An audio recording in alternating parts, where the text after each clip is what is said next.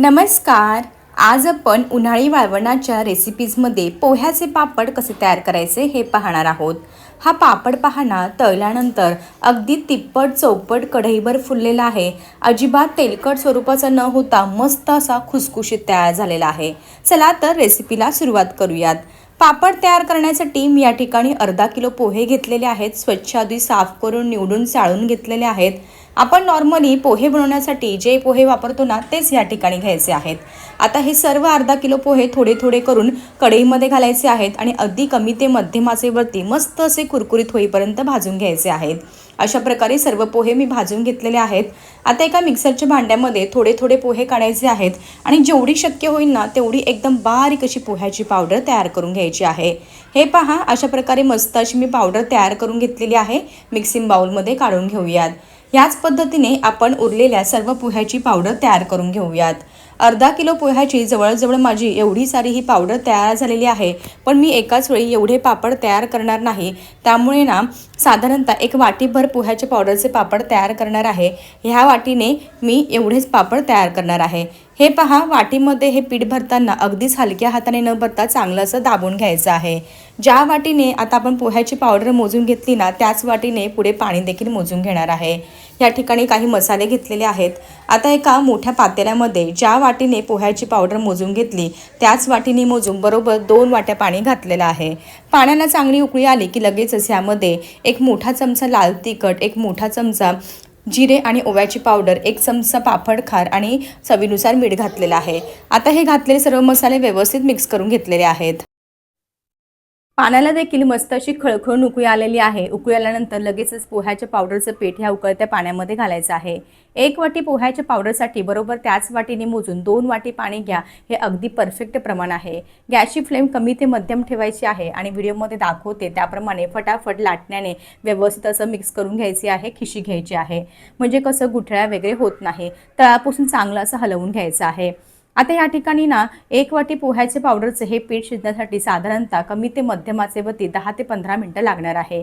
आता असं पाण्याचा हात घ्यायचा आहे. सर्व काही लाटण्याला लागलेलं पीठ आहे ना ते काढून घ्यायचं आहे आणि पीठ जे आहे ते चांगलं असं व्हिडिओमध्ये दाखवते त्याप्रमाणे प्रेस करून घ्यायचं आहे. म्हणजे कसं वाफ अशी छान बसते. झाकण ठेवायचं आहे आणि 10 ते 15 मिनिटं कमी ते मध्यम आचेवरती पीठ वाफवून घ्यायचं आहे.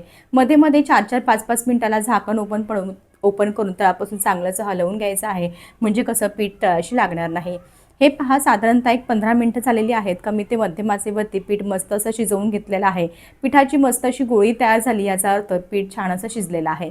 आता एक ओला सुती कापड घेतलेला आहे. त्यावरती हे गरम गरम पीठ आहे जे शिजवलेलं ते लगेचच कापडावरती काढून घ्यायचं आहे आणि व्हिडिओमध्ये दाखवते त्याप्रमाणे चांगलं असं मळून घ्यायचं आहे.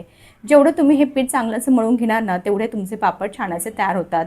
काही छोटी मोठी गुठळी राहिली असेल ना तर ती देखील अशी छान अशी मोडून निघते.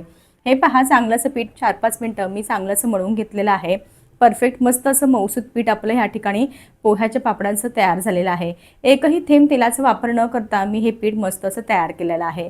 आता ना छोटे छोटे पिठाचे उंडे तयार करून घ्यायचे आहेत. तुम्हाला पापड किती मोठे किती छोटे हवे असतील ना त्यानुसार तुम्ही पिठाचे छोटे छोटे उंडे तयार करून घ्या.